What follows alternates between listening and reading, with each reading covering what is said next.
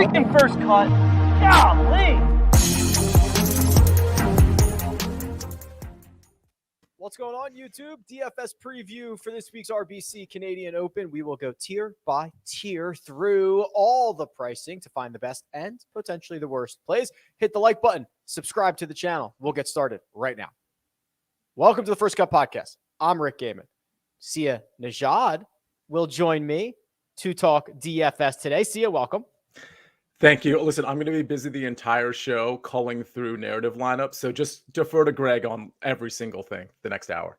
Rounding out our team for today, Greg DuCharme is here. Greg, hey, buddy. What's going on, boys? I'm a little, this week has me a little bit, I'm a little on edge. I'm a little uncomfortable. Did a little research. I think we're going to have to get risky here. I think we're going to have to get super aggressive and super risky, but I've done a little research on the 2010 edition of the RBC Heritage. And if any correlations come true, we're not going to like who we have to click this week. So now maybe things have changed. 2010 is a long time ago. They've redone the green sense, but I'm excited to share what I found with you guys. Yeah, to pull back the curtain, we were backstage. Greg joined, and Sia, he's like, well, here it is. I can't believe I'm going to have to do this. I'm going to say I'm so uncomfortable. Well, I'm like, what is going on over there? It's about course research. He's talking about course research. Right, exactly. Well, it's more than course research, but anyway. I'm excited. Like, this is like quite the cliffhanger. Good start to the show. Yeah, well, listen, we are back in Canada for the first time since 2019. 2020 did not play. 2021 did not play. We are back at St. George's, as Greg alludes to, for the first time since 2010. And I think it's going to be difficult. Greg, you don't have to divulge all your information yet, but this is it's a Stanley Thompson design that has even been touched since we saw it in 2010. So, I mean, we're going to have to dig deep and kind of figure this out together. Yeah, Tom Doak he did a redo on the golf course. He had a partner with him as well, who I sadly forget.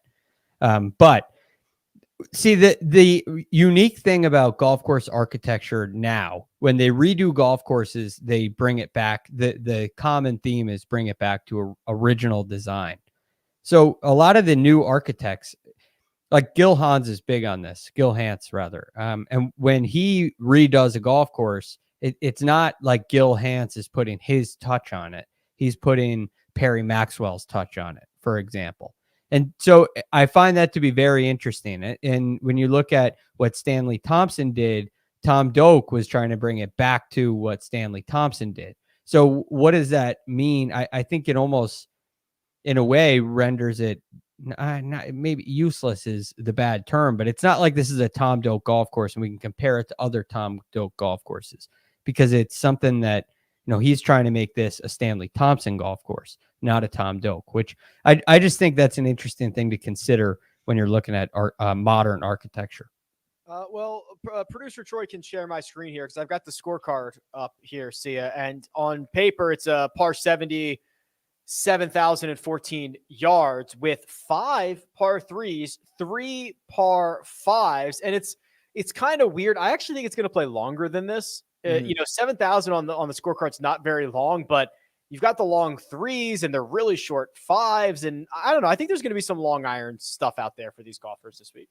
Yeah, especially when you include all those par 3s, most of which are pretty long. So, yeah, I think long irons are definitely in play here. Around the green is going to be critical with the small greens and just all the bunkers and around the green complexes. So, I feel like I've said this a couple times just in the last 3 weeks, but again, I'm looking for fairway finders. I'm looking for good, if not elite game around the green.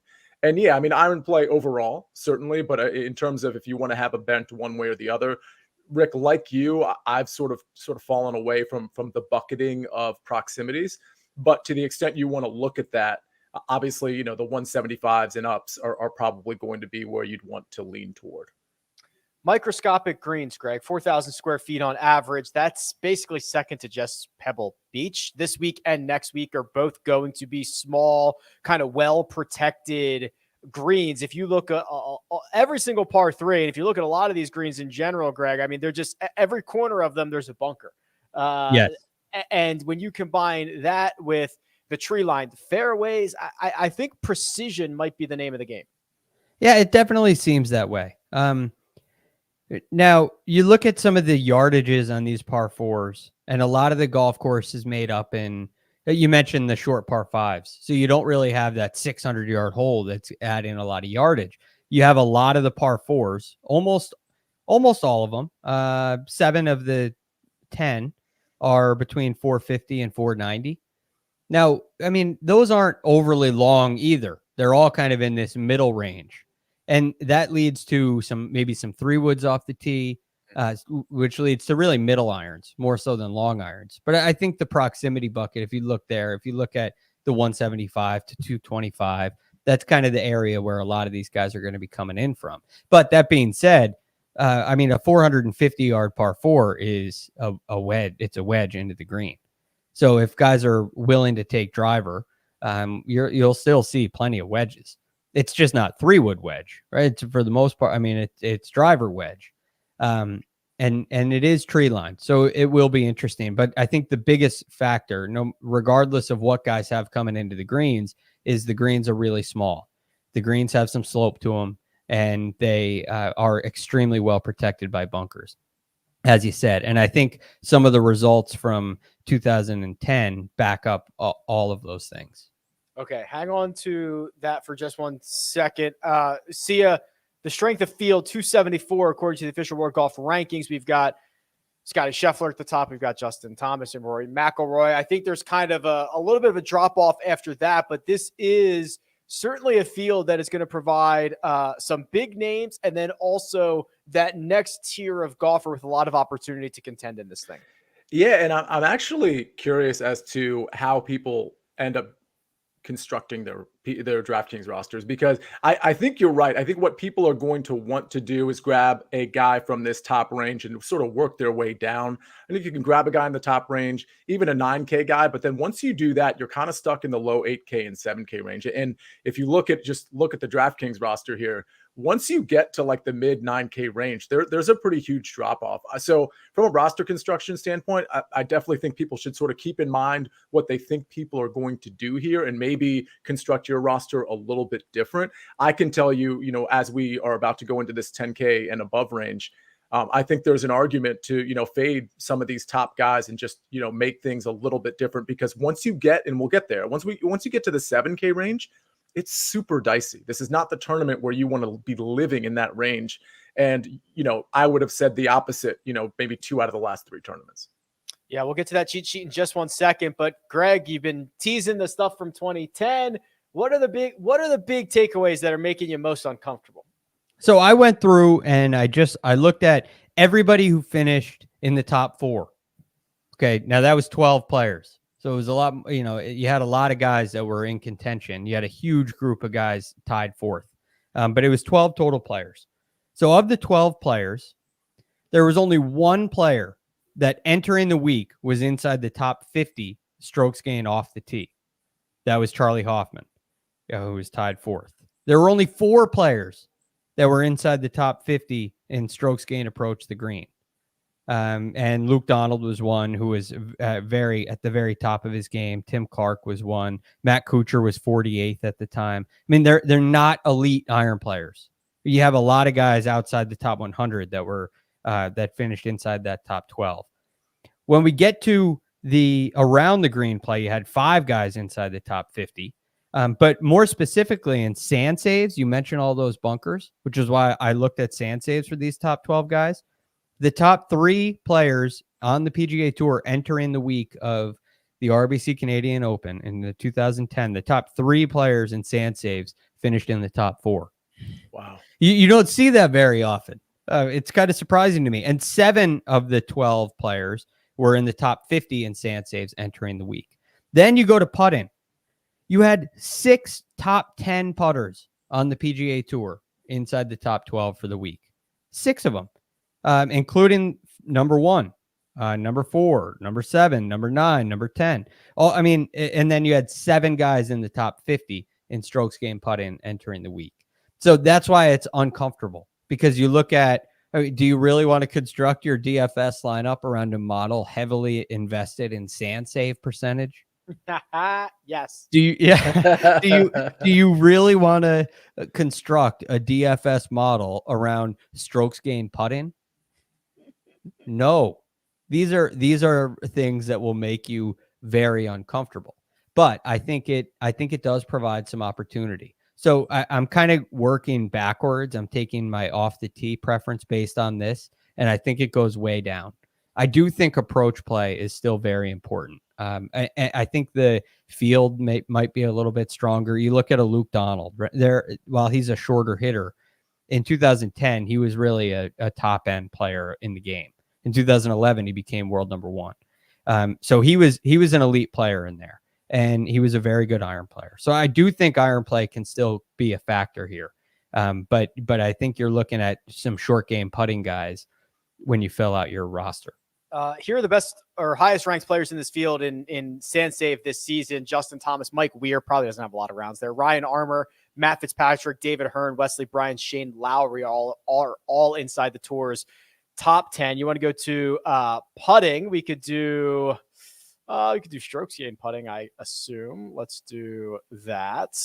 Strokes gains. There we go. Terrell Hatton, Brendan Todd, Martin Trainer, Cam Smith, Kelly Craft all rank inside the top 8. And then we can go on down the list. So maybe a little bit uncomfortable getting into these stats. We don't often. I have to knock the dust off of this portion of the website, Greg, to get access. Yeah, what is this? What is this portion? I got to get into this later. This right here? Oh, this is Holy Grail on RickRunGood.com. Oh, this is Holy Grail. Oh, you go over to stats. Go over oh, got it. There you go. Love that. Sia, does that make you uncomfortable? Are you should it be Halloween? Are we spooked out by this? It does make me uncomfortable, but it definitely makes sense. I mean, I said earlier that, you're going to have, I think I said above average, if not elite, around the green game play. I think the part that makes me really uncomfortable is the putter, because I mean, if you're modeling and you want to put a big weight on around the green, and then you want to put a big weight on the putter, then, to me, what that leaves room for, other than some like finer points, is, getting it in the fairway. In other words, like driving accuracy and then some approach play. So it's just a matter of how you want to construct it. But yeah, there are going to be tournaments where short game is going to be paramount. And this makes sense, right?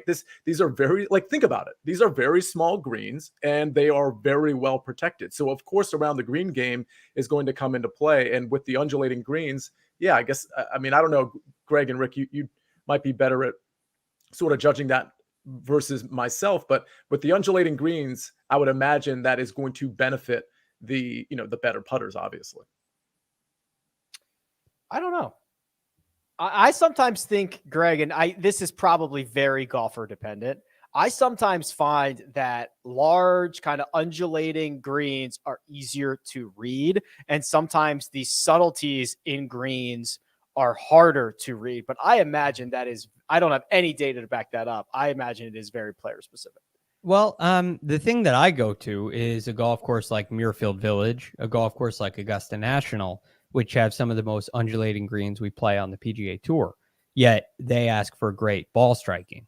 But they're much bigger greens, and they have sections to them. So you have big greens with small greens within them. And the players who can get their ball within those small greens tend to have a big advantage. So that's why putting, that's why this is uncomfortable, because putting is a very hard thing to predict. And what kind of greens guys like is a very hard thing to predict. I mean, I know there's a lot of talk in the industry about grass types, and there may be some truth to that, but every green is different. And just because a green is bent doesn't mean, like, if you grow up in the Northeast, all the greens are pretty much bent.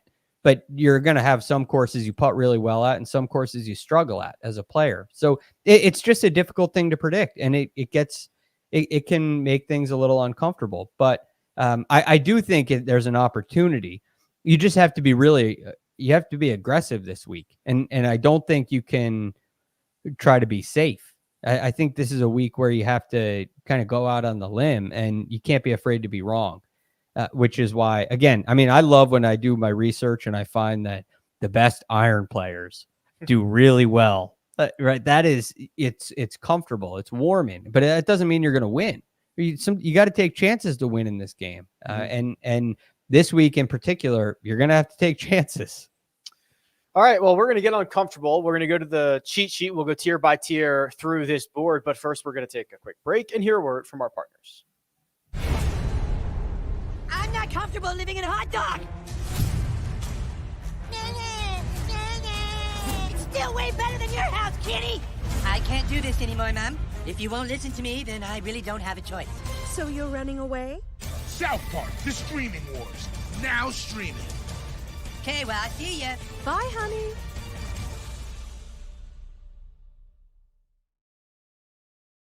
Cute. Exclusively on Paramount Plus. And we're back. Here's the cheat sheet at RickRunGood.com. Scotty Scheffler, 11,100. Justin Thomas is 10,900. Rory McIlroy is 10,500. Then we round it out with Cam Smith at 10,300. Shane Lowry at 10,100. And Sam Burns at an even $10,000. See you, Nejad. You get first crack at the 10Ks. So, like I said, I think I want to start sort of lower in the 10K range. The guy I'm really sort of fixated on is Shane Lowry at 10,100.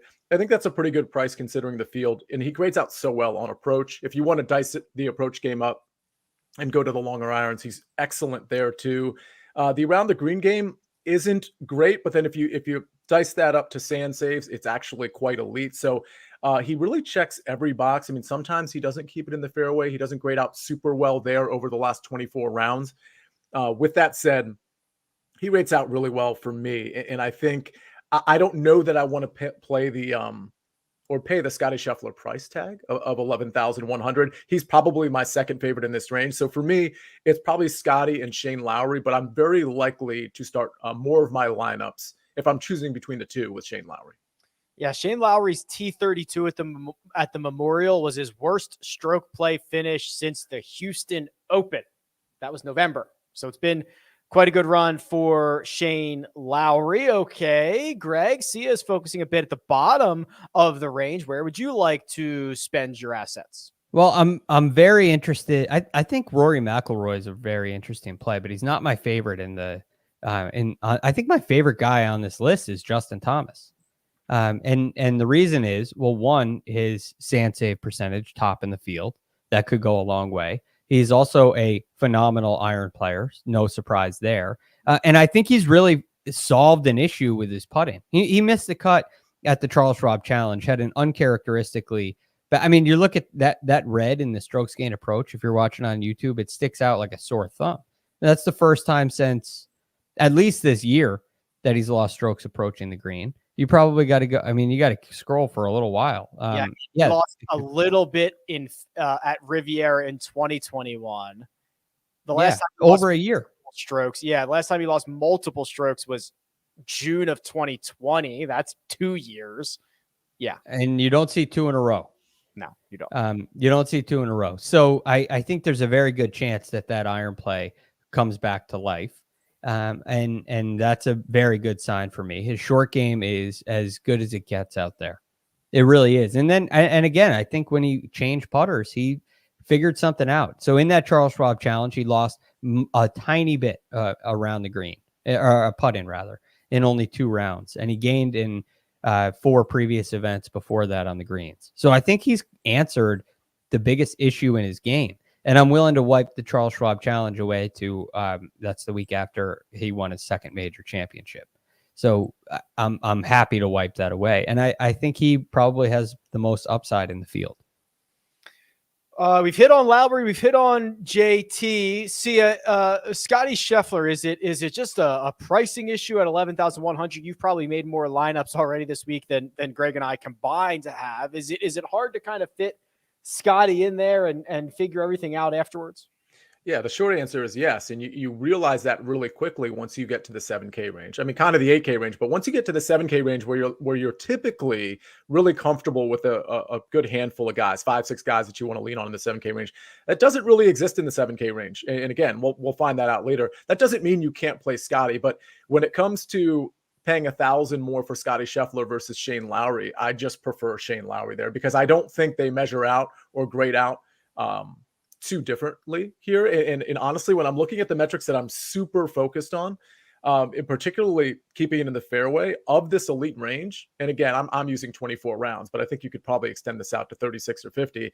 Lowry sort of rates out the best there. And then on approach, obviously all of these guys are kind of in the top five area. But I don't see a huge difference on this course between those two guys. So I just prefer to go Lowry and save the money.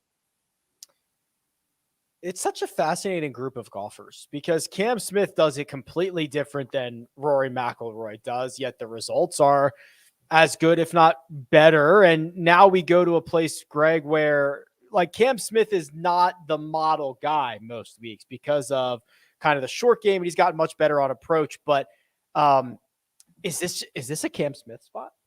Yes, I think so. He's not accurate off the tee. Yes. Now there were a lot of guys. I didn't write it down for everybody, but I was noticing just kind of as I was doing my research, a lot of guys had bad driving accuracy numbers. It doesn't mean that they're inaccurate. There wasn't as strong a correlation as there was around the green and approaching the green with sand saves, for example. So I think there's definitely a possibility for a scrambler like Cam Smith. And the reason why is when you drive it into the fairway, you're giving yourself an opportunity to hit the green in theory. But when the greens are as small as they are, even players who hit the fairway are going to miss some greens. So in a strange way, the value of the fairways hit goes down. The value of hitting greens goes way up. And so if you're Cam Smith and you're a great iron player, you drive it in the fairway, and he's going to give himself a good birdie look. And when he misses fairways, he'll have this opportunity to scramble. And he's maybe the best wedge player on the PGA Tour. I mean, he's on the short list, and he's maybe the best putter on the PGA Tour, again, on the short list there. So again, you're uncomfortable because of what you saw last week and how much you had to rely on scrambling. But this might be exactly what this week is looking for. So again, here we are. It's uncomfortable. Am I really going to turn down Scotty Scheffler, Justin Thomas, and Rory McIlroy and play the guy that couldn't keep it in the state last week, as Mark Immelman said? It might be the best way to go. Yeah. Now, Shane Lowry is probably your most comfortable, right? I agree with Sia there because he's hitting it great, and his short game is great, and his putting is great. So he checks every box. I agree. Yeah, Cam Smith gives you kind of a couple of paths to get there. $9,000 range, a little bit bigger than what we've seen in recent weeks. Matt Fitzpatrick, Harold Varner III, Corey Connors, Terrell Hatton. That's the top end. The bottom half is Tony Finau, Adam Hadwin, Sebastian Munoz, Chris Kirk, and then Keith Mitchell. See, how do we start to break down the nines? Yeah, there's a few guys I have my eye on, and I definitely think ownership is going to dictate how I go for a few of these guys. I mean, Corey Connors is the main one here. I mean, people are going to like him on this course for one. Also, he's Canadian. That really shouldn't matter given his history at these things, but I do like Corey Connors. Last week he gained over 8 on approach, which shouldn't really be any surprise. He did lose 3 with the short game, but we know he's kind of improved there. He's not my favorite guy, and that's why if the ownership is anywhere close to high, I'm happy to pivot off the following 3 guys. Harold Varner, again, another guy that might be popular, but he's so pricey that it's possible that he won't be. Rick, I know you were on him a couple of weeks ago with a lot of the DFS community. I wasn't. I think this, by the way, looking at RickRunGood.com, if you're looking at it on YouTube, viewing weighted this week is something I'm doing. I think it's a real, especially when you get to these lower ranges and some of these guys that aren't necessarily typically in or competing in these packed fields. I think viewing weighted is important. And I will just note that for HV3, I believe he was 3rd best in weighted approach last 24 rounds. So the game is definitely there. If you're focused on approach, that's certainly going to be a guy you want to look at. Sebastian Munoz is another guy that I think checks all boxes and probably won't be super highly owned relative to some of these other names. A guy that will be popular is Chris Kirk at 9,100. It's the right price in this field. He also checks a lot of the boxes. So long story short, I do like Corey Connors and Chris Kirk, but I probably won't play a lot of them because I think they're going to be pretty popular. And my pivots are probably going to be Sebastian Munoz and HV3 if his ownership is down. Yeah, it's so fascinating kind of the way that this range is going to probably break down in terms of ownership. I'm a bit partial, Greg, to the top end of the range. Fitzpatrick, Connors, even Terrell Hatton. HV3 worries me, not from a first 63 holes perspective, but from like a final 9 where if it goes sour, he's not going to finish 6th. He's going to finish 26th, which worries me a little bit. But how do you start to break down this 9K range? Well, I do like HV3. I still think, despite what we saw at the Charles Schwab Challenge, what you said leading into that event, Rick, was still correct. I think he's trending in the right direction. I think he's trending towards a victory. And the Charles Schwab Challenge to me was more proof of that. It was also proof that he's not there yet, but I think it still proved that he's on his way. And when you look at what he's done with his short game and putting this year, it's been quite good. And that's kind of a change of pace for him. This is a guy we think of as a great ball striker, but you see since the American Express, he's only lost strokes around the green 1 time. And in that same stretch, he's lost strokes putting on 2 occasions. So he has been very good and clean around the greens, and that's why we're starting to see him in contention more. And when you posted something about it on Twitter back then, and somebody asked, what are the courses that you think would suit well for him going forward? And this was one of them for me that I circled, and this is evidence why. So I would stick with HV3. I think he's a really good option. And then I have to say, I think Adam Hadwin is also a very good option. I'm trying not to be biased here. I think any way you look at it, he's a very good option. And when you look at the sand saves, he's 12th on PGA Tour in sand saves, which I think could go a long way for him. And the iron play took a little bit of a spill at the PGA and the Byron Nelson, but seemed to rebound a little bit last week at the Memorial. So I think he's in good enough form, and I think you could see him pop off. He's also played well in Canada. I know we haven't seen this event since 2010. He did play, came in 37th, but he has 3 other top 10 finishes in Canada. So he can handle the pressure of his home nation's Open. So I like Hadwin too, in all seriousness.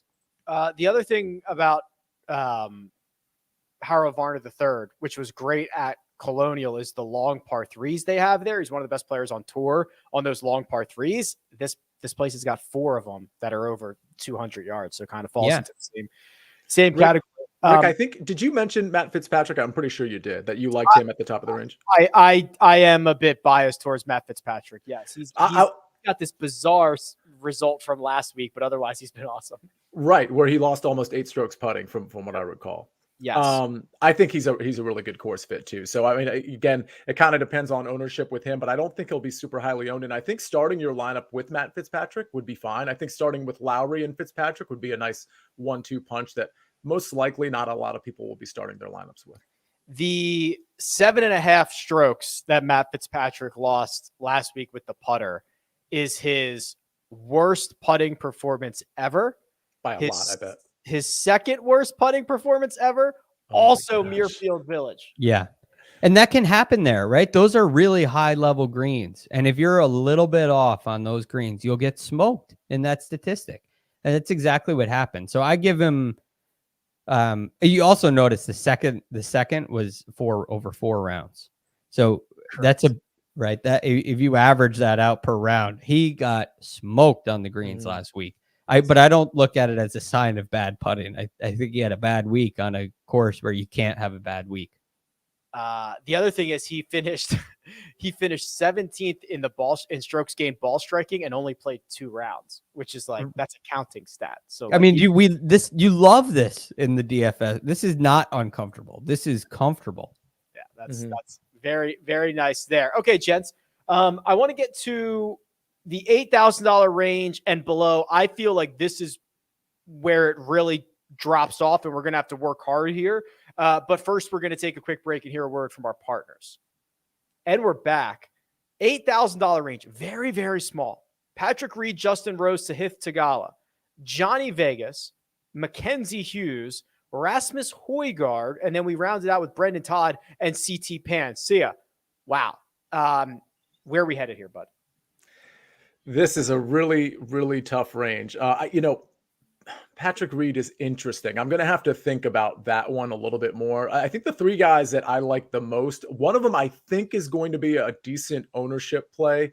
Johnny Vegas, who by the way was 6,700 last week and is 8,500 this week. That's why I think he's going to be a decent ownership play, because I just don't think people are going to be willing to pay that price when they can just come down to a guy like CT Pan, for example, at 8,100. So Vegas, I do like, the around the green game actually hasn't been bad. He's gained 4 out of the last 5 around the green. Prior to that, he was horrible. So if you're looking at a model like let's say 36 or 50 rounds, he's going to grade out really, really bad. But if you actually just looked at the last 20 rounds, it picks up quite a bit. So maybe he's found something there. He's definitely a volatile, risky play, but I think he's interesting at 8,500. I do like Brendan Todd, Greg's boy from 2 weeks ago. Very accurate, coming in with good form. And I do like CT Pan. Again, if you click on the weighted strokes gain metrics, he's 8th in weighted approach last 24 rounds. He finds fairways. He was 4th worst in the field last week off the tee. He lost over 4 strokes off the tee last week. But again, he typically finds, and I think that was in the field or something. He typically finds fairways. So I'm not really worried about that. The approach game is there. So I think at 8,100, he's a good risk. He'll probably have some popularity because he's really coming on as of late. The Johnny Vegas T37 last week was not that bad. He was 4th going into the final round and lost 5 strokes putting on Sunday. So that was not as bad as it seems, and T37 is still pretty good. Greg, how about this one for you, bud? Dating back to 2018 on small greens, those are greens that are 5,000 square feet on average or smaller. Rory McIlroy's number 1. Patrick Reed is number 2, which kind of passes the sniff test, right? Because look at how he's done it. He's gained a half a stroke around the green in those situations and almost a half a stroke with the putter. He's doing it because his short game is elite. And basically it's the Bryson at Winged Foot scenario. When everyone plays out of the rough, Bryson has an edge. When everyone plays from greenside, Patrick Reed has an edge. Yes, absolutely. And in this year, that has been a terrible year for Patrick Reed. And he would admit that as well. Now he's still 32nd on tour in strokes gained putting, which is very important. And he's 15th in sand save percentage, also very important. So he checks a lot of the boxes for me. And I still, even after last week, I still think his full swing is coming around a little bit. He struggled a little more last week. Again, that was a tall task, a major championship like test. And there's a chance that he wasn't ready for that. But he still was able to make the cut. And I think going right back to him this week is a smart play. Now, the guy came in 53rd. He lost strokes off the tee, lost strokes approach the green, lost strokes putting last week. This is uncomfortable, but I think he still checks all the boxes and is a great option. Who else in this 8K range, Greg?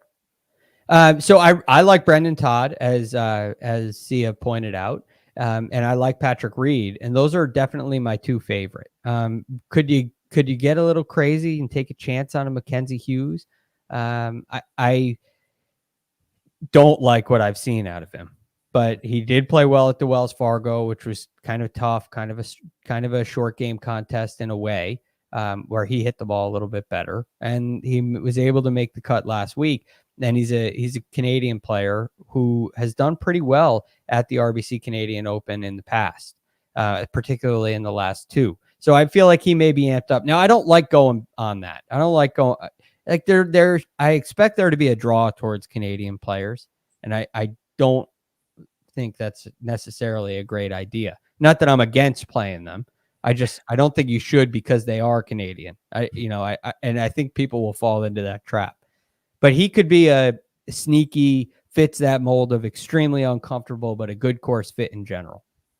Strokes gained Canada is what we could be looking for. Yeah, don't use that. Don't put it in your model. Well, you'll see that in the narrative lineups later. Also, that sounded very anti-Canada, Greg. I know you were trying to dance out of that, but I don't know. That's my favorite player on tour is Canadian. How could I be anti-Canadian? I have an interesting stat about that. Corey Connors, been one of the most consistent players on tour the past couple of years. Yeah. His best finish in the Canadian Open, and I think he has like 8 tries, is so 80th. Bad. It's so bad. Yeah. 80th. I think he's missed the cut like 6 of 7 or 7 of 8 or something. It's one of those 2. And the one cut that he's made was 80th place. So I don't know. Look, it's just all I'm saying is don't look at the flag and say, "Oh, this is a great week for you." You got to look a little deeper than that. And I think Hadwin checks the box, and I think Mackenzie Hughes does too. In theory, in general, he's a great short game, great putter. He's a great grinder, if you will. But that's why, not because he's Canadian. I wanted to see Taylor Pendrith, but he fractured a rib in the final round of the Players Championship and finished like T13 or something like that. And then he's now been rehabbing, and he's pushed his return back twice, which kind of stinks. That makes you think he's having setbacks and whatnot. Yeah, he missed his U.S. Open qualifier too. But Rick, just in theory, he's like a bomber, right? No, yeah, I don't think this is a good spot for him. Do you think there's going to be a couple of, like, is Tony Finau a guy, like a really long hitter who pops up and gets himself in the mix?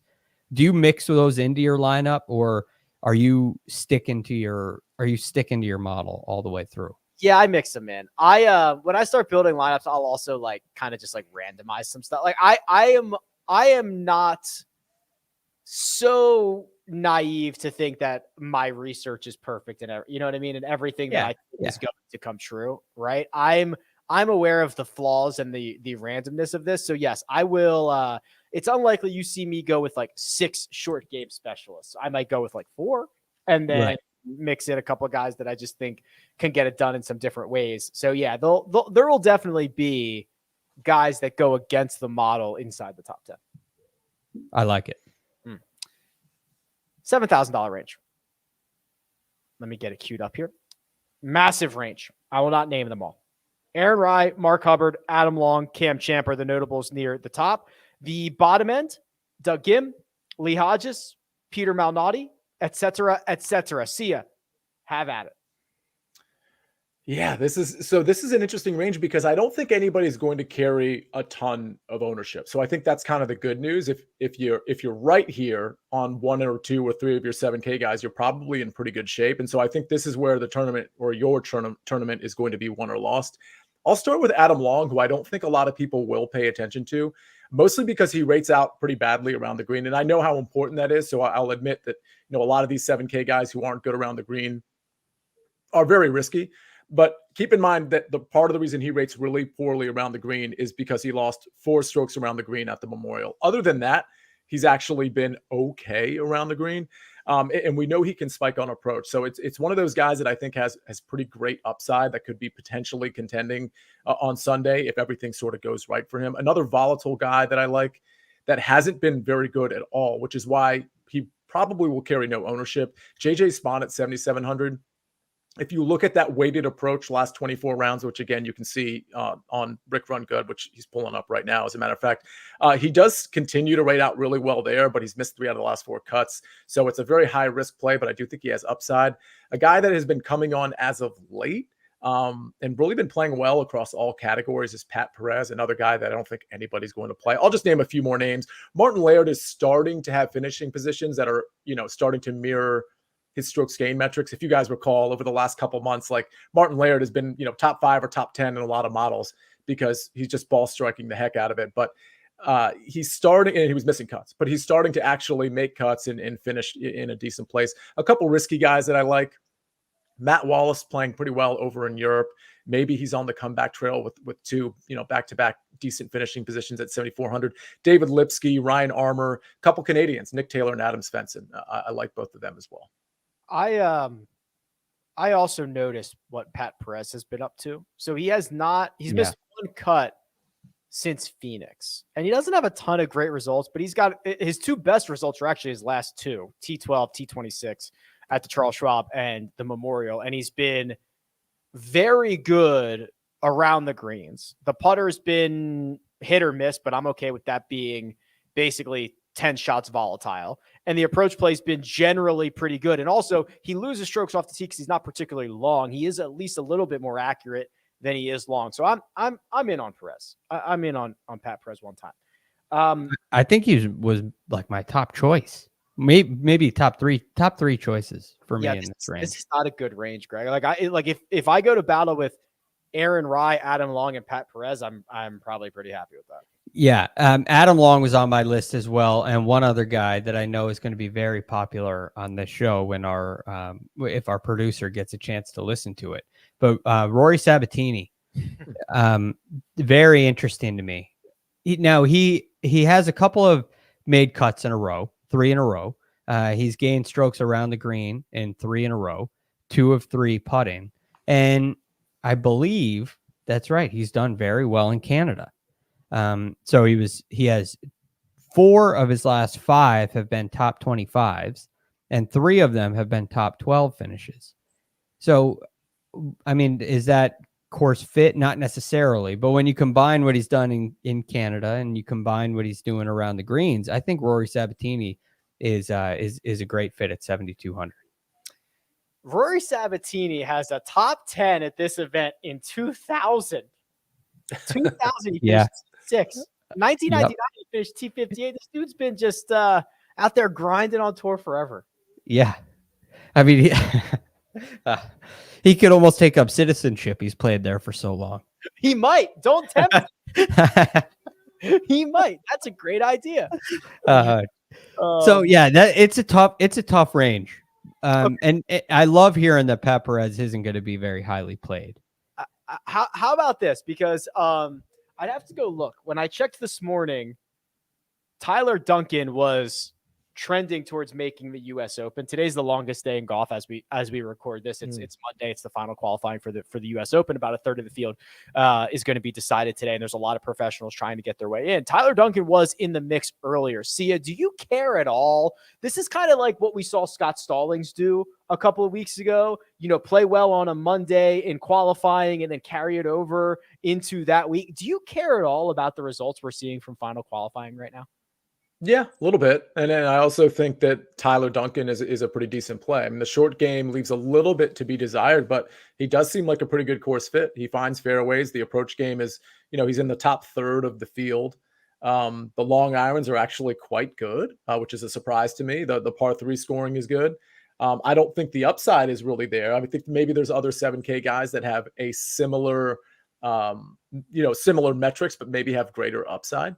With that said, I think Tyler Duncan's fine, and I do invest a little bit into, them doing well in these qualifiers. Well, I probably put the kibosh on him because it doesn't look like he's going to make it. He's got 2 holes to go, and he's going to need to, probably birdie them both to have a chance. He's playing in the Columbus qualifier. There's 13 spots there. Okay, there are some guys who look like they could be getting in from this range. Patrick Rogers is in this range. He's T9 right now. He could get in. Lonto Griffin's in. Davis Riley looking like he's going to get in. And one guy in the 6K range. Ooh, Greg, I'm going to save that one. But do you like that? Do you like to check the leaderboards for what the guys did on a Monday? Yeah. Look, it's a competitive round of golf too in this case. So I think it's definitely worth looking into. Tyler Duncan is an interesting play this week, but I agree with Sia. Upside may not be there. But there's one other name, unrelated to U.S. Open qualifier. Yeah. If we're getting uncomfortable, we're going crazy. Right? What do you guys think about a Danny Willett? Mm-hmm. Missed his last 2 cuts. Has been hitting the ball terribly. Perfect. But you think about what he did at the Masters, and he scrambled like crazy. And his short game's been pretty good. So I wonder if Danny Willett is a guy who could pop off this week, surprise the world, and contend. I think the good news around Danny Willett is that any week he could pop. There's really no foreshadowing it. So that's kind of a good thing, right? When you're like, this could be a Danny Willett week. What do you think? Yeah, no, I agree. I think, there's probably other players you could move to that might pop sort of randomly, like a Matt Wallace, for example. But you're right about the around the green. Like last 50 rounds, he's number 1 around the green. So if that's a metric you want to overinvest in and overplay, like Danny Willett makes plenty of sense. And there are times where he pops. 12th at the Masters. I think he played pretty well at the Zurich Classic. I don't really remember seeing him play, but yeah, I'm not going to play him, but I think, to be honest with you, Greg, I think some people are going to play him. I think people are going to look at what Willett does with the short game, particularly around the green, because the putter hasn't been there. But I'm not going to play him, but I think people will. I love seeing you just really stick it to me with, if you look at his short game, it's been he's great and he's great around the greens. If you look at putts from 31 to 32 feet, he's great. Yeah. Kills me. $6,000 range. My guy, Adam Schenk, $6,900. Brandon Wu, $6,900. Hayden Buckley, amongst others. The min-priced golfers for this week. Ooh, doggy. Ben Crane, one of the golf boys. Yes. I'm playing him. Mike Weir. Ricky Barnes will be 3 under through 4 and leading this at 6:55 a.m. Thursday morning. I guarantee it. Mike Weir, did I mention that? Johnson Wagner in the field. The guy that I was saving was indeed Adam Schenk, who we were a week early on. Sia, he was min priced 2 weeks ago, missed the cut, played well one of the days. Then 26th of the Memorial, Adam Schenk right now, live update, 9 under par at the Columbus qualifier. He is 3 holes away from punching his ticket to the U.S. Open. Our guy is steaming right now. And by the way, he gained, 7 strokes on approach last week. He was 4th in the field, tee to green, lost 4 with the putter. Wait, I have one more for you. Hold on. Let me pull up the live leaderboard here. Over the weekend, just the weekend, don't look any further than that. Adam Schenk was like the 6th best player in the field over the weekend last week. He's trending, people. We saw this coming. So his last 4 rounds, 2 U.S. Open qualifiers and 2 final rounds at the Memorial have been awesome. That's right. I like it. Let's go. I just solved the $6,000 range. I mean, that's a better case than anybody else, right? In all seriousness, it is a very bad $6,000 range, right? That's right. No, it truly is a better case than anybody else. I mean, Greg, I think you're actually right. That's not like hyperbole. I think he's probably the best option, both from a safety and upside standpoint in the 6K range when you consider who else is in it. So I'm looking at the cheat sheet and I go to the best, who are the best tee to green players over the last 50 rounds in the 6K range. Cameron Percy. He's losing around the green, but there's only a couple guys that are gaining around the green and approach the green. You got Scott Jastrzewski. I can't say that name. I can't believe you even tried. The new Gooch, man. That's one of my guys too. We lost Taylor. We get Scott. I've heard the pronunciation. I physically can't say it. You got Mike Weir. Don't love that. You got Vaughn Taylor. Don't love that. There's not really a lot to like. Luke Donald, he did come in 3rd here, but still don't love that. So, I mean, Wesley Bryan? I do not like that at all. So, I mean, it all goes back to one place, Adam Schenk. There are only 4 guys. Sorry, there are only 8 guys in this field. Wow. Let me start this all over again. There are only 8 guys in the $6,000 range who have gained strokes from tee to green in the last 50 rounds. 8 of 88 guys. That's what we're talking about here. This is a horrible 6K range. Yeah, it's not good. And I mean, I guess it gets a little better if you look around the green, but not much. I mean, we're talking around the green. Normally you see some green in this. It doesn't get much better. You look at putting, it's not much better. Maybe you're going to go Scott Brown's the best putter over the last 50 rounds in this range. There are actually few guys that have made like back-to-back cuts in this range. It's just all missed cuts. Not good. Why? I mean, the strength of field's not that bad, Sia. So I guess it's just being carried by like the top 12 guys in this field because the bottom 70 are, no offense, fellas, not great. Yeah, I mean, that's why it's so hard to justify, taking a lot of guys in the elite range or even taking a Scotty Scheffler. And again, you can take Scotty and still have a relatively balanced lineup. But, the 6K being so deficient speaks to what the 7K is, which speaks to what the 8K is. And so we have a tournament here where the major drop off is like super obvious in like kind of like the low 9K range, in my opinion, but certainly in the 8K range. And it just filters down from there. So, I mean, you just really don't want to live here. I do think Guchewski, the new Gooch, is pretty good. I mean, considering who's in here, the approach game has been good. He's been decent everywhere else other than the putter. Shank, of course, we just talked about him.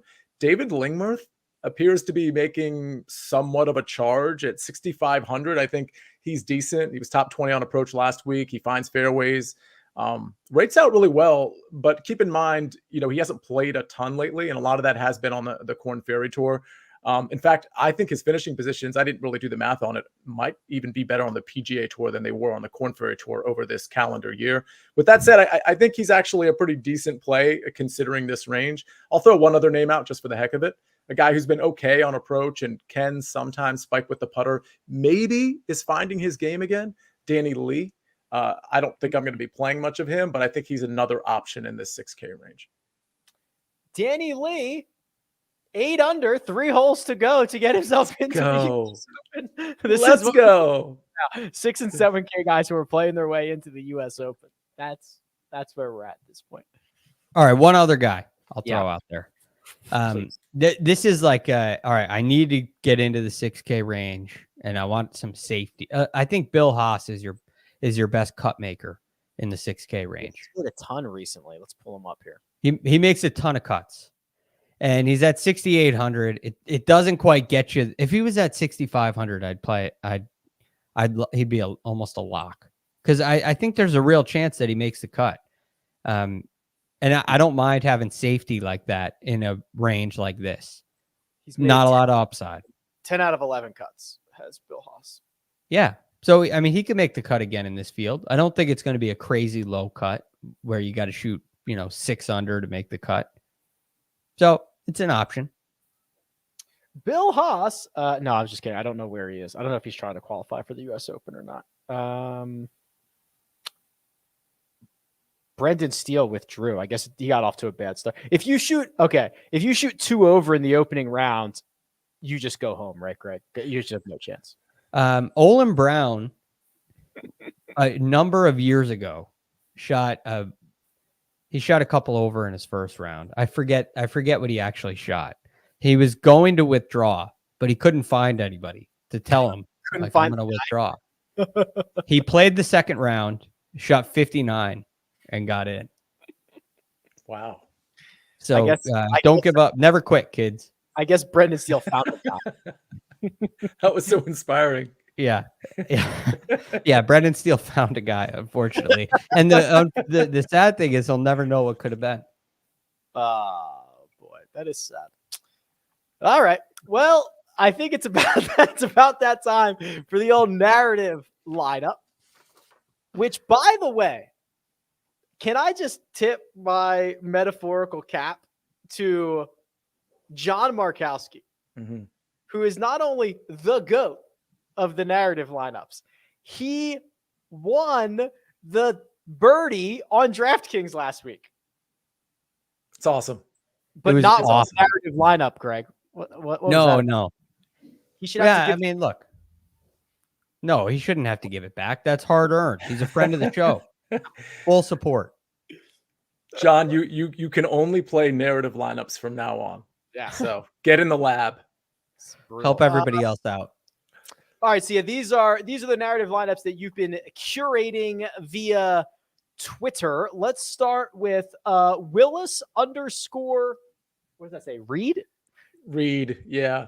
Reed Red, but yeah, I guess it's a Willis Reed reference. By the way, I think I got more of these, or we got more of these because it's under, First Cut Pod retweets it. There's so many of these, and we can only put up so many. We could probably do an entire show on some of these. So for those of you that didn't, I say this every week, but I appreciate everybody submitting. They all make me laugh. They're all very interesting. We'll start with Willis Reed's. I don't know a lot of these places, but these are Canadian places, so I thought it had to be included. I might not even say these ones right. Medicine Hat Ton. Maybe somebody from Canada can kind of educate us. Medicine Hat is a place, right? That's obviously. So Medicine Hat is in Alberta, Canada. So Medicine Hatton, Terrell Hatton, Okay, I like that. Cam, I'm assuming that's Smithers. Cam Smithers. Aaron Regina, right? Fort Saint Spawn. That one's over my head. CT Panorama. I'm assuming Panorama is a place. And then this one I obviously get. Adam had Winnipeg. That's the best one. Strong. Yeah. Yes. That's good. I just wish I had more knowledge of the Canadian geography ultimately. Yeah, Willis, that was you have a very specific audience on that one, and the three of us are unfortunately not it, I don't think. No, but quite creative. Very creative though. John PGA Tout says homage to the last championship in Toronto. Oh boy. The 2019 This is good. Raptors. Oh, okay. So he has done a combination golfer / Toronto Raptors. And I assume these guys all played on that championship team. So Correct. Kyle Shane Lowry, Jonas Blixt Valanciunas. That's pretty good. Danny Lee Green. There's Danny Lee. Jeremy Lindgmerth. So good. So good. I like both those guys, by the way. Go ahead. Sorry. Bo Van Vliet Pelt. That's a tongue twister. Okay, this one I've got to get right. So his Ananobi, right? So it's CT Pananobi, which is pretty good. OG Ananobi, right? Really good. That's really good. That's really good. And then here's the GOAT, John Markowski. All things Canada. Oh no. So we strategically pivot to all things French. Sia, you might need to take these. I'll give it a shot. Roy Mackerel Royale with cheese. You Pulp Fiction viewers may remember that as a reference. Tony Parker Finau, HV Trois, Christian Dior Kirk, Cam Champs-Élysées, and That's Paul. Right. Yeah. Good. Paul Bargendre the Giant. For the record, okay, A, that's incredible. B, he actually updated it. He said that doesn't fit in a lineup. So he actually you got to go to @FirstCutPod and check out all the comments below because he changed those out with two like very clever names as well. And then we got two more here. All right. T to Green's Oracle says Canada's relevant exports lineup. Oh, okay. So Justin Bieber's Beliebers Thomas. That's Justin Thomas, Justin Bieber. Alex, who is Trebek for 1,000 Smalley. Wow. John Candy, Matt Labatt Blue Pilsner. Fitzpatrick. Sorry, that was on a different line. I screwed that one up.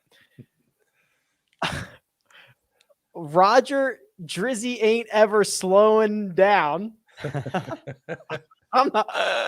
Give me a tray of maple syrup pancakes Mullinax.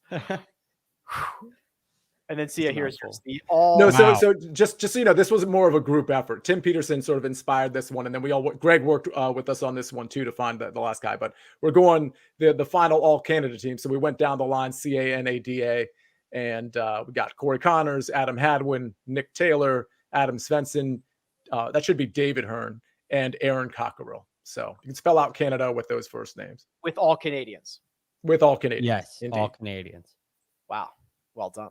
Well done. Yeah, I think that's my favorite. That's like Canada Inception. Canada inside of Canada. Right. And for the record, there's like 20 more that just didn't make the show because we only have so much time. So go to @FirstCutPod and check them out because there's some really, really good creative ones in there. I love it. And also follow Sia on Twitter because I'm sure he will tweet out his first round leaders. We don't have tee times as of just yet, but we will soon. I cannot get enough of this. Greg, is the US Open is it really the only true Open, right? Where like literally the Open Championship. The Open Championship, they do the same thing, right? Yeah. So they reserve a certain number of spots for Open qualifying. And the idea is they want a large portion of the field to have qualified, which is very cool. Most of these guys get through, they're exempt into sectional qualifying. So, you're not going to go to your local country club, sign up for a local US Open qualifier and get paired with, Tyler Duncan. He's going to be in the sectionals. So yeah, it's very cool. The longest day in golf is awesome and it's so tough. And these guys are so good who get through. Cam Young, I covered it because there's one Century and Old Oaks is nearby me, and I did a little bit of work on it a couple years ago, and Cam Young won that one. And I'll never forget how difficult the day was. And he shot 31 on the back nine, won the qualifier. And then he did it again. The same exact thing, shot 31 on his last nine. If it wasn't the year after, it was 2 years after. And I was, this guy is good. I didn't think he was as good as he is, but he was a standout. Cam Young shot a 31 on the 9th yesterday, for the record. It's my fault. I mean, I picked him in one and done for the first time ever, and he shoots 84 on the last day. This Jupiter, sorry, Cam. This Jupiter qualifier is not complete yet, it appears, but this is shaping up to be kind of interesting because here are the 4 who are currently in, only 4 spots. Sean Jacklin, Ryan Gerard, Keith Green, and an amateur named Fred Biondi. Okay, that is U.S. Open qualifying as a beautiful thing. Here are the guys 1 shot out. Ricky Fowler, Matthias Schwab, Tom Lewis, Steve Marino, Kevin Tway. Like the PGA Tour, this is great. This is what makes this so great. Yeah, Wow. I'm telling you, it's hard. You're talking about 36 holes. Look at the leaderboards on tour between Friday night and Sunday night, and things change a lot. And when you have these sprints like this, it's a mini tour mindset in a way. It's a combo, mini tour mindset, US Open mindset all together, because it plays usually a lot tougher than a Monday qualifier where you got to shoot 62 to get in. Right. But at the same time, you got to go play it because there's not a lot of spots. It's great. I love it. Lots of fun.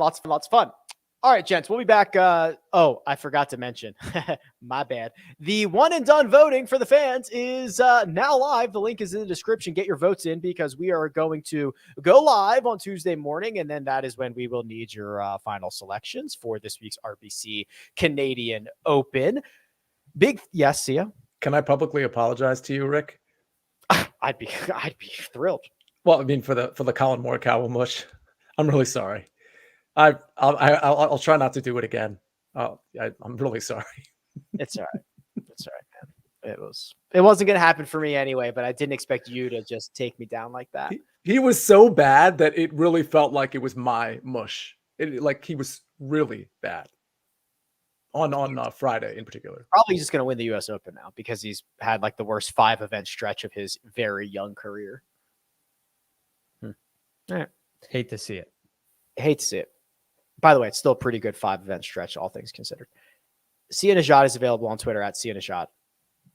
Greg DuCharme available at The Real GFD. It is producer Troy who does all the hard work behind the scenes. You can find me at RickRunGood. This has been The First Cut. Catch you next time.